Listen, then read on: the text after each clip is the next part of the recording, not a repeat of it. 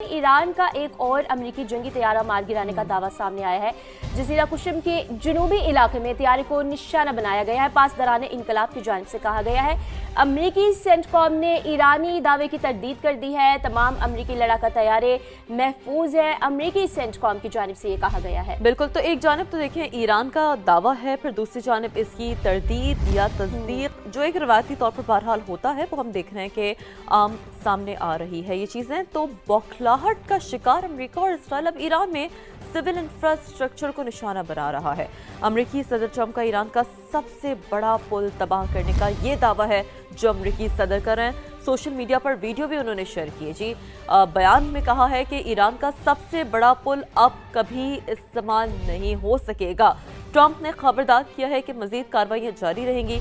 Iran मुज़ाकरात कर ले इससे पहले कि देर हो जाए। एक दफ़ा फिर उन्होंने कहा है, थोड़ा सा ज़रा नाज़रीन को एक दफ़ा फिर हम गुज़िश्ता रोज़ जो उन्होंने खिताब किया वो भी हम ज़रा बात कर लेते हैं। ये कल भी उन्होंने यही बात की थी कि ईरान नेगोशिएट कर ले तो फिर मामलात कुछ थम सकते हैं।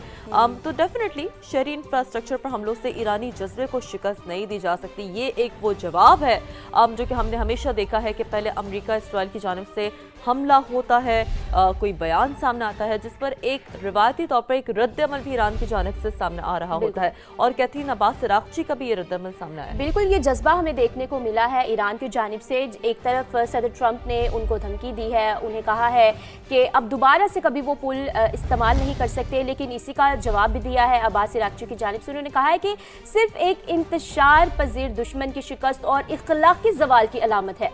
हर पुल और इमारत को दोबारा मजबूत बुनियादों पर बनाया जाएगा। तो ये ईरान की जानिब से जवाब दिया गया है अमेरिका को। और एक अलग से हम जंग देख रहे हैं, फ़ज़ाई जंग हो, ज़मीनी जंग हो, लेकिन बयानी की जंग हम बहुत ज़्यादा देखते हैं। बिल्कुल ऐसा ही है। हमारी फ़ौज ने अभी तक ईरान में मुकम्मल कार्रवाई शुरू नहीं की। ट्रंप की जानिब से कहा जा रहा है अमरीकी सदर की पुलों और पावर प्लांट्स को निशाना बनाने की धमकी सामने आ रही है।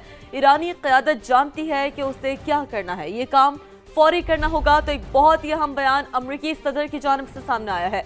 हमारी फौज ने अभी तक ईरान में मुकम्मल कार्रवाई शुरू नहीं की, सदर ट्रंप ने ऐसा कहा है। अमरीकी सदर की पुलों और पावर प्लांट्स को निशाना बनाने की एक बार फिर धमकी सामने आई है।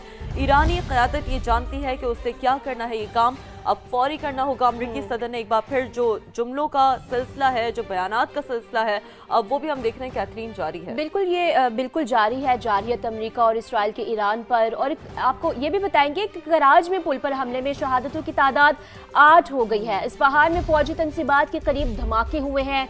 खुज़िस्तान में भी कई इमारतें मुतासर हो चुकी हैं। तो ये तफसीलात आपको दे रहे हैं कि अमेरिका और इसराइल की ईरान पर जारियत जो है वो अभी भी जारी है, मजीद बढ़ रही है। कराज में पुल पर जो हमला हुआ है उसमें शहादतें हुई हैं और उन शहादतों की तादाद जो है वो 8 हो गई है। जबकि इस्फहान में फौजी तनसीबात के करीब धमाके हुए हैं। खुज़िस्तान में भी कई इमारतें मुतासिर हुई हैं। बिल्कुल ऐसा ही है। तो पहले हमने आपको बताया कि अमरीकी सदर का एक बयान सामने आया, जिसके बाद जो डेफिनेटली जो जारियत का सिलसिला है अमरीका और इसराइल की जानिब से वो भी जारी है। और इस तमाम तर मामले में डेफिनेटली ईरान की जानिब से भी एक जवाबी वार सामने आता है। सेहूनी रियासत पर मिसाइल ताकते ये तलबी समेत मुख्तलिफ शहरों में सायरन बज उठे। पासदारान इनकलाब का USS अब्राहम लिंकन को निशाना बनाने का दावा। जजीरा कुशम के जुनूबी इलाके में अमरीकी जंगी तैयारा गिराया गया, जिसकी वीडियो सोशल मीडिया पर अब वायरल है। अमरीकी सेंटकॉम की तरदीद वाज़ेह किया कि तमाम अमरीकी लड़ाका तैयारे महफूज हैं। ये तरदीद सामने आई है। मशरिक़ वस्ता में अमरीकी तनसीबात भी ईरान के निशाने पर। दुबई में ऑरेकल डाटा सेंटर पर हमले का दावा दुबई हुकाम ने तरदीद कर दी है। तो बहरहाल ये बड़ा एक कॉमन फिनोमेना होता है, जंगों में दावे एक जानिब हो। अप्राइज़ किया गया था सूबों को कि क्या सिचुएशन है और वफाकी हुकूमत क्या फ़ैसले लेना चाहती है, और ये कोशिश की कि मिलके वो फ़ैसले लिए जाएं। प्रेसिडेंट साहब की उस मीटिंग के बाद हमारी कई मीटिंग्स हुई हैं सूबाई हुकूमत की, वफाकी हुकूमत के साथ, ऑनलाइन, इन पर्सन। और फिर कल प्राइम मिनिस्टर साहब के पास एक मीटिंग हुई जिसके अंदर कुछ फ़ैसले लिए गए। सबसे पहले तो मैं ये क्लियर करना चाहता हूँ, ये जो फ़ैसले लिए गए कोई आसान फ़ैसले नहीं थे, ये बहुत मुश्किल फ़ैसले थे। हमारी मुल्क की सूरत हाल क्या है कि हम अपना मेजॉरिटी फ्यूल इंपोर्ट करते हैं. हम फ्यूल इंपोर्टर्स, हम तेल हमारे यहाँ ज़रूर है और गैस भी है, लेकिन हम अपनी ज़रूरियात का मेजॉरिटी जो एनर्जी के फ्यूल्स हैं वो इंपोर्ट करते हैं. प्राइम मिनिस्टर ऑफ पाकिस्तान ने एक पहली इंक्रीज़ के बाद, इसके बावजूद कि दुनिया में तेल की कीमतें बढ़ रही थीं, उसकी इंश्योरेंस बढ़ रही थी, उसकी फ्रेट बढ़ रही थी, लेकिन तकरीबन 3 हफ्ते तेल की कीमतों में इजाफा नहीं किया. इसके फ़वाइद भी थे और नुकसानात भी थे.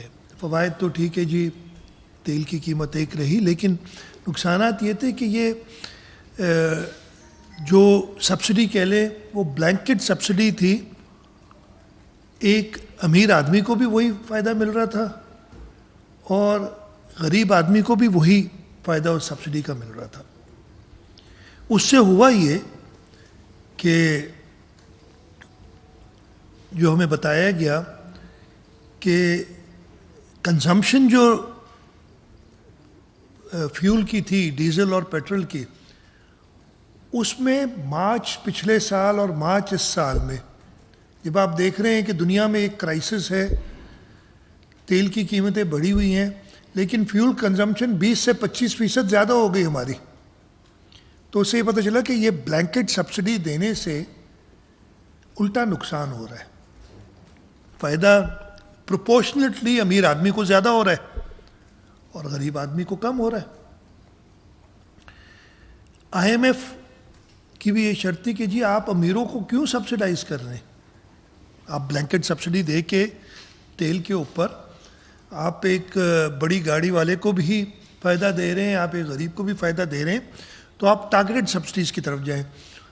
हुकूमत सिंध और बाकी वफाकी हुकूमत और सूबाई हुकूमतों का भी ये ख्याल था कि आपने टारगेटेड सब्सिडीज़ देनी है ताकि जो रिसोर्स आपके पास अवेलेबल है, कोई नहीं चाहता कि कीमतें बढ़ाए, लेकिन अगर आप कीमतें नहीं बढ़ाएंगे तो वो जो आपके ऊपर कर्जा चढ़ता चला जाएगा वो भी मैंने आपने देना है, यानी गरीब आदमी ने भी देना है, अमीर आदमी भी देना है.